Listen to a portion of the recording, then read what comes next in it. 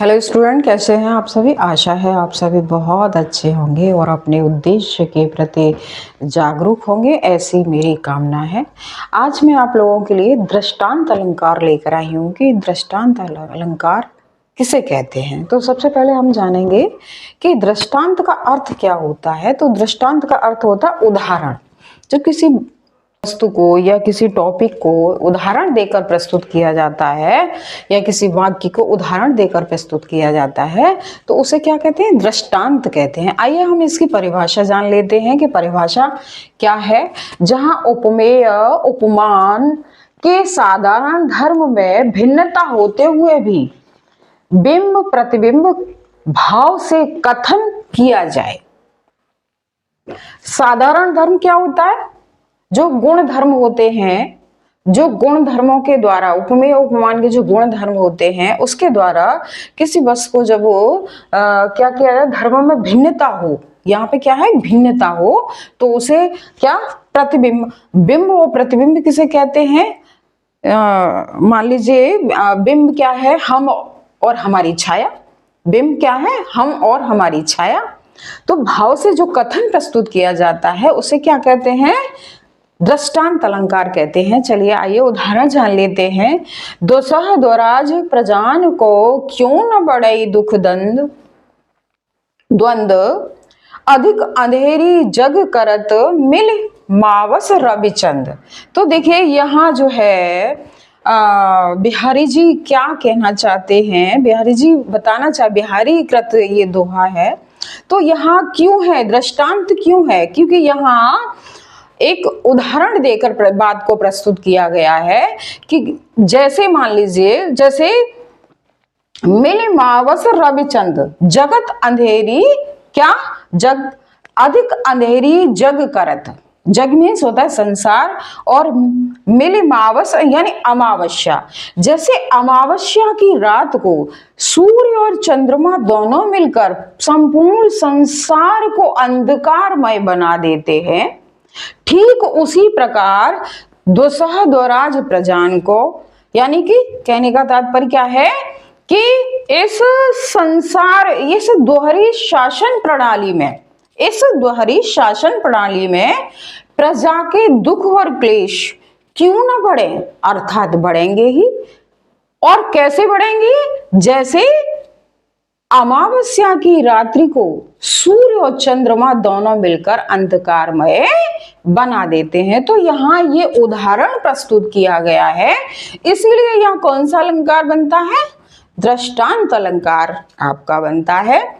आइए दूसरा उदाहरण जान लेते हैं। करत करत अभ्यास ते जड़मत होत सुजान, रसरी आवत जात ते सिर पर पड़त निशान। कहने का तात्पर्य क्या है कि बार बार अभ्यास करने से एक जो जड़ व्यक्ति है, यानी जो जड़ बुद्धि का व्यक्ति है, वो भी क्या क्या हो तो सुजाने, सुयोग्य व्यक्ति बन सकता है। और ठीक वैसे ही जैसे रसरी आवत जात थे, जैसे कुएं से बार बार पानी निकालने से जो वो पत्थर होता है, कुएं का जो पत्थर है, उस पर बार बार क्या खींचने से उस पत्थर पर भी रस्सी से निशान बन जाते हैं, यानी वो पत्थर भी जगह छोड़ देता है। ठीक उसी प्रकार यहाँ उदाहरण देकर ये बात प्रस्तुत की गई है।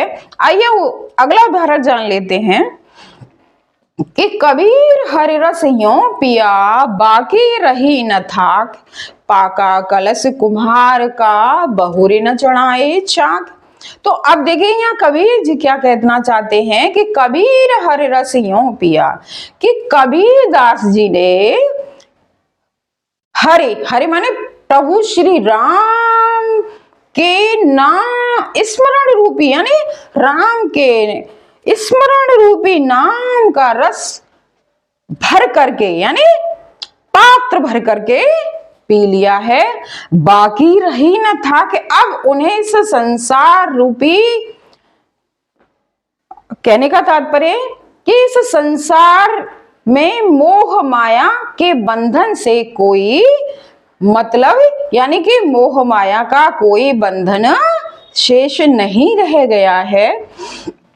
और वैसे ही कैसे, जैसे जैसे एक पाका कलश कुम्हार का, जैसे एक पके हुए कलश को यानी कि घड़े को, कलश को कुम्हार, बहुरी माने दोबारा, कुम्हार अपने चाक पर दोबारा नहीं चढ़ाता क्योंकि वो पक चुका है। ठीक उसी प्रकार वो क्या कहना चाहते हैं कि मैंने राम नाम स्मरण रूपी रस भर करके यानी कि चक करके भर कर पी लिया है। अब मुझे इस संसार की विषय वासनाओं से कोई मोह माया नहीं रही है। तो यहाँ ये उदाहरण देकर प्रस्तुत किया गया है।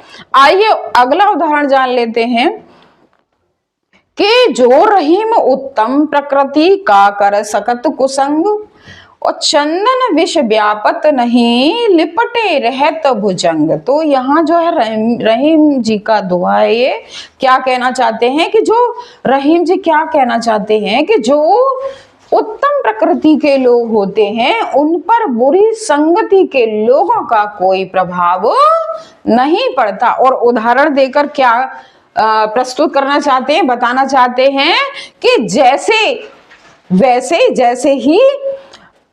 ही जैसे चंदन विष व्यापत नहीं, कि चंदन के पेड़ पर यानी चंदन के वृक्ष पर अनेक जहरीले सर्प लिपटे रहते हैं किंतु उनके जहर का उस चंदन के वृक्ष पर कोई प्रभाव नहीं पड़ता।